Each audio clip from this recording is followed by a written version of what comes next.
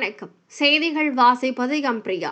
தூத்துக்குடி இன்று மாலையுடன் தேர்தல் பிரச்சாரம் நிறைவடைய உள்ள நிலையில் தூத்துக்குடி சட்டமன்ற தொகுதியில் தமிழக வெற்றிக் கழகம் சார்பில் போட்டியிடும் தமிழக வெற்றிக் கழக தலைவர் நடிகர் விஜயின் கல்லூரி நண்பர் ஸ்ரீநாத் பல்வேறு பகுதிகளில் பொதுமக்களிடம் விசில் சின்னத்திற்கு தீவிர வாக்கு சேகரிப்பு.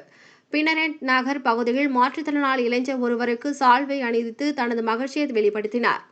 தமிழக சட்டமன்ற தேர்தல் வருகிற ஏப்ரல் 23ஆம் தேதி நடைபெற உள்ளது. இதை முன்னிட்டு இன்று மாலை 6 மணியுடன் தமிழகத்தில் அரசியல் கட்சிகளின் பிரச்சாரம் நிறைவடைகிறது. இதைத் தொடர்ந்து தமிழகம் முழுவதும் அரசியல் கட்சி தலைவர்கள் மற்றும் வேட்பாளர்கள் இறுதிக்கட்ட பிரச்சாரத்தில் தீவிரமாக ஈடுபட்டு வருகின்றனர்.